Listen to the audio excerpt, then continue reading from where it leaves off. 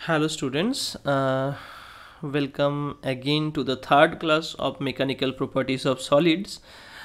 पिछले दो क्लास पे हम stress, strain, elasticity, elastic property, Hooke's law ये सब डिस्कस किए थे। Bulk modulus, Young's modulus, shearing strain ये सब के बारे में, शियर मॉड्यूलस और रिजिडिटी मॉड्यूलस इस सब के बारे में हम डिस्कस किए थे। और थर्ड क्लास आज हम मैकेनिकल प्रॉपर्टीज़ ऑफ सॉलिड के अंदर जो एक चीज़ छूट गया था उसको हम करेंगे। ठीक है, थोड़ा पहले उसको रिकैप करते हैं। थोड़ा जो क्लास में हुआ था, लास्ट क्लास में एक चीज़ को छोड़ दिए थे हम क्या किए थे उसमें, यंग्स मॉड्यूलस देखे थे कि जहाँ पे हम लॉन्गिट्यूडिनल स्ट्रेन को यूज़ कर रहे थे। जहाँ पे रिजिडिटी मॉड्यूलस देख रहे थे वहाँ पे हम शियरिंग स्ट्रेन को यूज़ किए थे। हम जो वॉल्यूमेट्रिक स्ट्रेन है उसके लिए बल्क मॉड्यूलस यूज़ किए थे। मतलब टोटल 4 स्ट्रेन पड़े थे।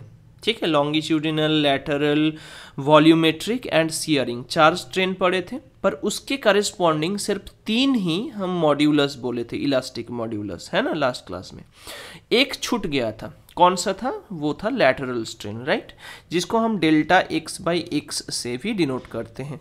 तो इसको कवर करने के लिए इसके मतलब इसको क्यों उसके अंदर नहीं डाल रहे हैं, इसको थोड़ा बोलने के लिए हम एक चीज़ का इंट्रोड्यूस करेंगे आज, जिसको बोलते हैं पॉइजन्स रेशियो। क्या बोलते हैं? Poisson's ratio. तो पॉइजन एक साइंटिस्ट का नाम है। तो उन्होंने एक रेशियो दिए थे। जो रेशियो क्या है, बेसिकली डेफिनेशन पूछते हैं जब हम बोल देते हैं simply, it is the ratio of lateral strain to longitudinal strain. मतलब दो स्ट्रेन का ही रेशियो है। ठीक है, lateral strain divided by longitudinal strain. ठीक है, लॉन्गिट्यूडिनल स्ट्रेन, तो lateral strain over longitudinal strain, इसका जो रेशियो है इसको हम बोलते हैं Poisson's ratio. And lateral strain को हम simply delta x by x बोलते हैं और लॉन्गिट्यूडिनल स्ट्रेन को बोलते हैं डेल्टा एल बाई एल। और इस रेशियो को हम सिग्मा से डिनोट करते हैं। स्मॉल सिग्मा है, कैपिटल सिग्मा तो जानते ही हो, इस टाइप का है ना। ये कैपिटल सिग्मा है, ये स्मॉल सिग्मा है। तो small sigma is equals to delta x by delta l by l. And since it is a ratio so it has no such kind of units. Okay, इसका कोई unit नहीं है, dimension भी नहीं है। तो ये एक नंबर जैसा है। और अगर हम इसको थोड़ा क्रॉस मल्टीप्लाई करेंगे तो delta x by x is equals to sigma into delta l by l. तो क्योंकि लैटरल स्ट्रेन जेनरेट होता है, देखो कोई भी ऑब्जेक्ट है ये, इसको अगर हम खींचेंगे इसको इस तरीके से, इसका लेंथ इंक्रीज हुआ मतलब लॉन्गिट्यूडिनल स्ट्रेन हुआ, इसका ब्रेथ जो है या विड्थ जो है ये डिक्रीज हुआ, कॉम्प्रेस हुआ। तो मतलब इस पे लॉन्गिट्यूडिनल लैटरल दोनों ही हुआ, राइट। क्योंकि इन दोनों के बीच में रिलेशन है एक, तो इसलिए हम लैटरल स्ट्रेन को अलग तरीके से एक कोएफिशिएंट देके डिनोट नहीं करते हैं सिंपली। ठीक है, हम क्या करते हैं, इसके लिए एक पॉइजन्स रेशियो जनरेट किए हैं। और अगर कहीं पे लैटरल स्ट्रेन मतलब डिफाइन करने के लिए बोलते हैं कि find out lateral strain for this system, तो हम क्या करते हैं, लॉन्गिट्यूडिनल स्ट्रेन का हेल्प ले लेते हैं। क्योंकि हर एक मटेरियल के लिए जो पॉइजन्स रेशियो है सिग्मा, वो हम लोगों को पता है। तो सिग्मा अगर पता होगा तो सिंपली एक ऑब्जेक्ट को खींचेंगे, कितना लेंथ इंक्रीज हुआ वो पता चलेगा, लैटरल लॉन्गिट्यूडिनल स्ट्रेन पता चल जाएगा, बस लैटरल स्ट्रेन आ जाएगा उसको सिग्मा से मल्टीप्लाई करके, क्योंकि sigma into delta l by L है। तो डेल्टा एक्स बाई एक्स के लिए अलग तरीके से और एक कोएफिशिएंट देने की जरूरत नहीं पड़ा। ठीक है, तो delta x is equals to sigma into delta l by l. ये क्या है? ये हमारा जिसको हम बोलते हैं लैटरल स्ट्रेन और लॉन्गिट्यूडिनल स्ट्रेन के बीच में रिलेशन। तो ये क्या है? एक नंबर है, और जिस नंबर आइडियली, देखो मैं क्या बोल रहा हूँ, आइडियली ये लाई करते हैं कहाँ से कहाँ तक, बिटवीन -1 to 1/2, माइनस -1 से +½ तक बिलोंग करते हैं, ये आइडियल केस के लिए, but in general in reality ये लाई करते हैं ½ से 0 के बीच में, ठीक है। ½ से 0 के, 0 भी नहीं दिखता है, ठीक है। ½ से 0 के बीच में सिग्मा लाई करते हैं। मतलब 0 हुआ मतलब क्या, सिग्मा अगर 0 हुआ मतलब क्या कि हम मतलब ये लैटरल स्ट्रेन 0 हो गया। लैटरल स्ट्रेन 0 होगा तब ना ये वैल्यू 0 होगा। तो लैटरल स्ट्रेन 0 होगा कैसे कि कोई भी ऑब्जेक्ट को अगर किसी भी ऑब्जेक्ट को अगर हम ऐसे खींचेंगे तो वॉल्यूम तो सेम रहना ही है इसका, तो मतलब इसका ऑब्वियसली कॉम्प्रेशन होगा, तो लैटरल स्ट्रेन होगा ही। विद का कॉम्प्रेशन हुआ तो लैटरल स्ट्रेन कैसे 0 हो पाएगा। तो 0 इसलिए हम ओपन देते हैं, मतलब इसमें कुछ मतलब ओपन 0 एंड क्लोज 1/2 सिग्मा का जो रेंज है, ठीक है। ये इन जनरल इन रियलिटी, ठीक है, इन रियलिटी। और -1 को क्यों छोड़ देते हैं, देखो ये मतलब थियोरेटिकली -1 जब हम डेरिवेशन करते हैं सिग्मा का जो वैल्यू है वो तो थियोरेटिकली डिराइव किया गया है और हायर स्टडीज में है ये सब कुछ। तो वो जो वैल्यू है मतलब वहाँ पे -1 और ½ मिल जाता है, ठीक है। तो मिनिमम वैल्यू होता है -1 एंड मैक्सिमम वैल्यू 1/2। पर -1 होने का मतलब बहुत, मतलब क्या बोलूँ, -1 ऐसे नहीं हो सकता। कैसे नहीं हो सकता, क्योंकि अगर हम कोई भी ऑब्जेक्ट को खींचेंगे तो उसका ये तो थोड़ा मतलब इंक्रीज होगा, ऐसा मैटर नहीं है। कोई भी ऑब्जेक्ट अगर मान लो उसको हम खींच रहे हैं, उसका लेंथ इंक्रीज हो रहा है, ब्रेथ भी इंक्रीज हो रहा है, ऐसा पॉसिबल नहीं है, ठीक है। तो लेंथ इंक्रीज होगा तो ये डिक्रीज होगा ही, तो ये पॉसिबल नहीं है कि वो -1 हो जाए, ठीक है। तो इसलिए इन जनरल 0 to ½ ही वो रहते हैं, ठीक है, पॉजिटिव वैल्यू रहते हैं। अच्छा, ये इसका मैटर हो गया हम लोगों को, ठीक है। और लास्ट जो है पॉइजन्स रेशियो, तो ये आई होप समझ आ गया, ठीक है। कहीं पे भी अगर हम लोगों को लैटरल स्ट्रेन की ज़रूरत पड़े तो हम क्या करेंगे, लॉन्गिट्यूडिनल स्ट्रेन का हेल्प ले लेंगे, ठीक है। तो उस तरीके से हम इसको सॉल्व कर सकते हैं। चलो, लास्ट एक टॉपिक है इस चैप्टर में, और ये मतलब बहुत इम्पोर्टेंट भी है क्योंकि वन ऑफ द लॉन्गेस्ट मतलब थियोरम इन दिस चैप्टर बोल सकते हो, ठीक है। कि ये क्या है, बेसिकली टॉपिक का नाम है एनर्जी स्टोर्ड in a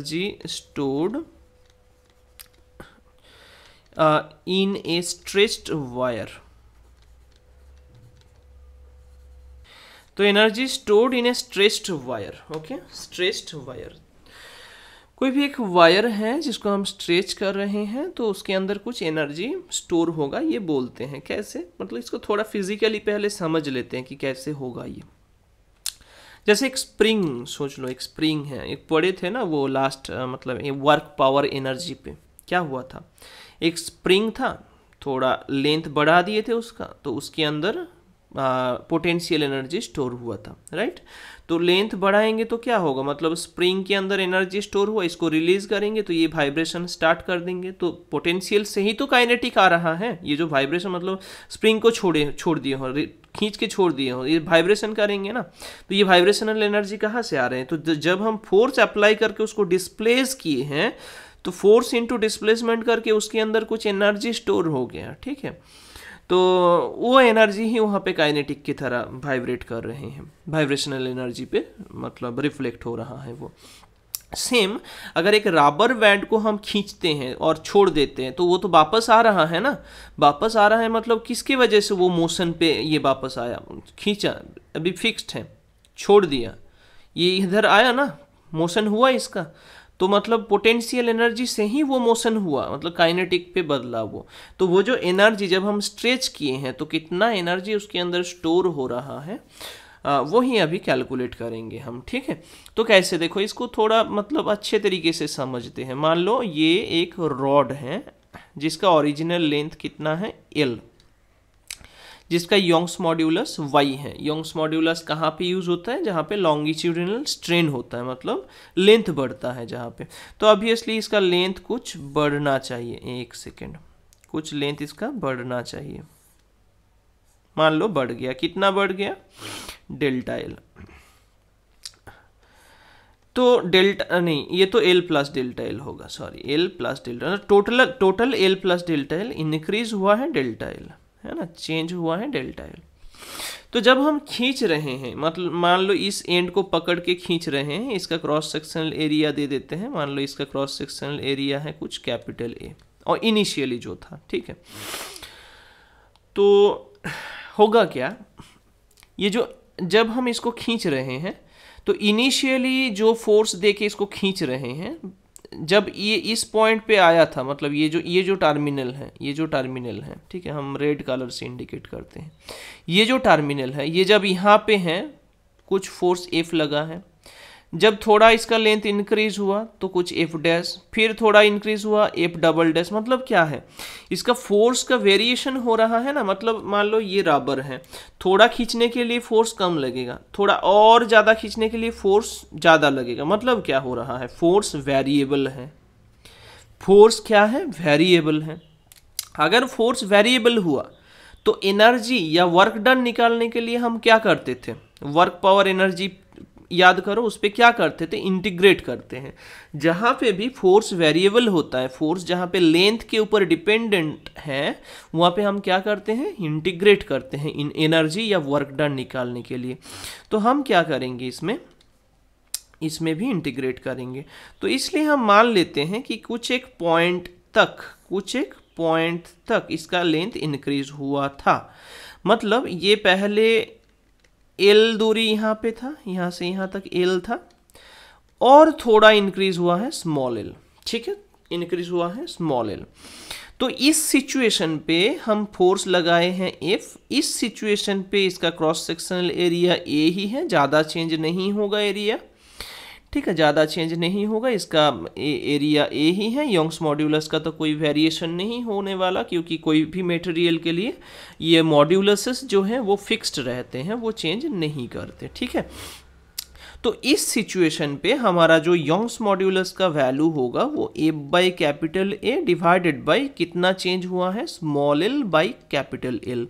तो यहाँ से हम अगर फोर्स निकालना चाहेंगे कि उस पोजीशन पे जहाँ पे इसका लेंथ बढ़ के L प्लस स्मॉल l हुआ है ना, इतना तक L है और ये स्मॉल l है, तो जहाँ पे इसका लेंथ बढ़ के L प्लस स्मॉल l हुआ है, उस पोर्शन पे कितना ये फोर्स देना पड़ रहा है वो हम लोगों को मिलेगा इस रिलेशन से। F इज इक्वल्स टू कितना होगा, that is equals to y small l a by capital L। Cross multiply किया, ज़्यादा कुछ नहीं, क्रॉस मल्टीप्लाई किया, तो y small l a by capital L।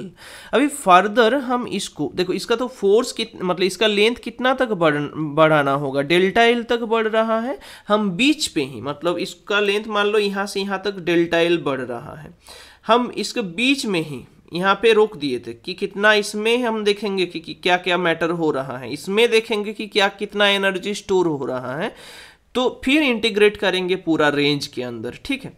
तो हम वो फोर्स देख रहे हैं, फोर्स मिल गया हम लोगों को। अभी इसके बाद ये एल इलोंगेशन होने के बाद और थोड़ा डीएल इलोंगेशन करने के लिए कितना वर्क डन करना होगा।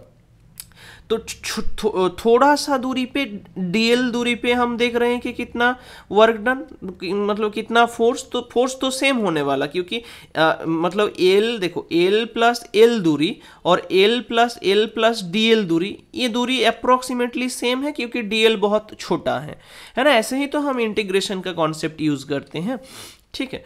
तो इसमें अभी जो वर्क डन करेंगे, तो for increment of length by the amount कितना dl, कितना वर्क डन करना पड़ेगा, work done dw is equals to force into displacement f into dl amount increase किए हैं, f का वैल्यू पुट कर देंगे। तो नेक्स्ट पेज पे चलते हैं। ओके, यहाँ पे लास्ट क्लास का ये रह गया था। चलो, तो यहाँ पे हम लोगों को क्या मिला था, dw is equals to f into d l. dw work done, जो छोटा सा वर्क डन है वो f into d l. F कितना था, एफ देखो y small l into capital A, तो y small l into capital A ऐसे लिखेंगे, by l into d l. Integrate करेंगे तो टोटल वर्क डन किसके लिए, टोटल वर्क डन किसके लिए, for increment increment of length by the amount, हम कितना इंक्रीज कर रहे हैं, बाय द अमाउंट, टोटल कितना, डेल्टा एल इंक्रीज कर रहे हैं। तो जितना वर्क डन होगा वो ही उसके अंदर पोटेंशियल एनर्जी के रूप पे स्टोर्ड होगा, जो कि this one is equals to y a small l by L into d l. कहाँ से कहाँ तक, पहले उसका लेंथ इंक्रीमेंट पहले जीरो था, इनिशियली तो इंक्रीमेंट नहीं हुआ था, बाद में उसका डेल्टा एल इंक्रीज हुआ। तो y a by capital L into small l d l के लिए इंटीग्रेशन करना होगा, small l d l from zero to delta l. Small l d l मतलब एक्स डी एक्स जैसा दिख रहा है, integration x to the power 1 d x क्या होता है, एक्स टू द पावर 2/2 है ना, x to the power n plus 1 by n plus 1, तो एल स्क्वायर बाई 2 होने वाला है यहाँ पे। तो y a by l square by 2 limit from zero to delta l, right. तो इसमें इस पे अगर पुट करेंगे हम तो क्या आएगा, देखो लिमिट को पुट करने से जो एनर्जी होगा वो half into y a by capital L into delta l का होल स्क्वायर, क्योंकि जीरो स्क्वायर तो जीरो ही होने वाला। तो u is equals to half into y a delta l whole square by capital L, हम लोगों को ये मिला है। ये हमारा इम्पोर्टेंट नहीं है, हमारा जो हम लोगों को जो चाहिए एक्चुअली वो एनर्जी नहीं, ठीक है, ये तो पोटेंशियल एनर्जी मिला, हम लोगों को जो चाहिए वो मतलब point of interest potential energy नहीं है, पॉइंट ऑफ इंटरेस्ट है potential energy per unit volume, ठीक है, potential energy per unit volume, जिसको स्मॉल यू से डिनोट करते हैं। ये क्या है, ये है potential energy per unit volume, याद रखना होगा, पर यूनिट वॉल्यूम, ये हमारा इंपॉर्टेंट है।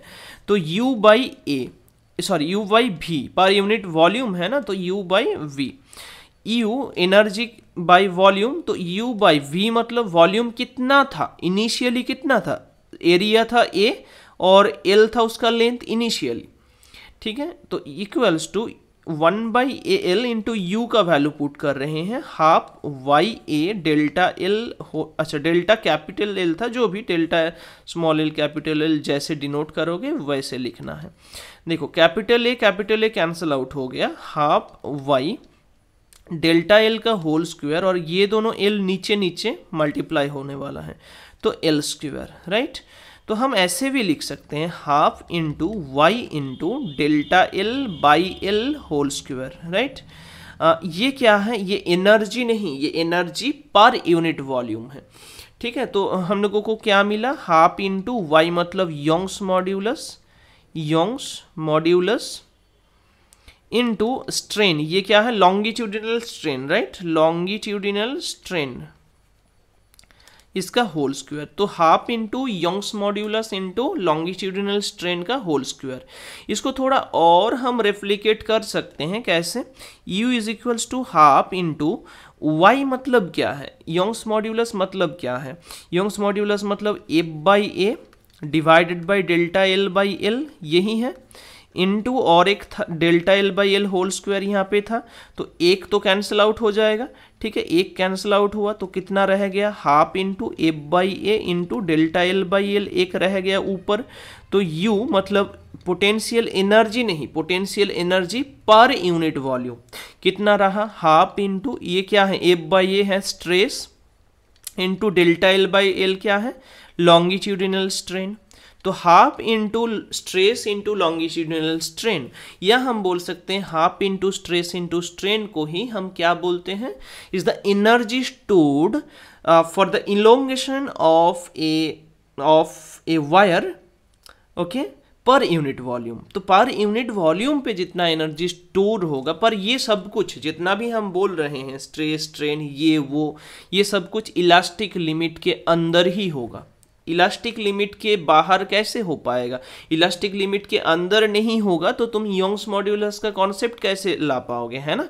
योंग्स मॉड्यूलस या कोई भी मॉड्यूलस जिसका हम बात करते हैं वो सब कहाँ पे वैलिड होता है, विद इन इलास्टिक लिमिट, जहाँ पे हुक्स लॉ वैलिड होता है, क्योंकि योंग्स मॉड्यूलस आ रहा है हुक्स लॉ से ही, और वो वैलिड कहाँ पे है, विद इन इलास्टिक लिमिट। तो वो तीन word with in elastic limit, ठीक है, ये 3 वर्ड के बेसिस पे ही हमारा सब कुछ यहाँ पे जितना भी थियोरीज था सब कुछ यहाँ पे इस 3 वर्ड के अंदर ही है, विद इन इलास्टिक लिमिट। इसके बाहर जाएंगे तो कुछ नहीं होने वाला, ठीक है। I hope this video is helpful for you, ठीक है। अगर कुछ डाउट रह गया फिर भी तो कमेंट कर सकते हो।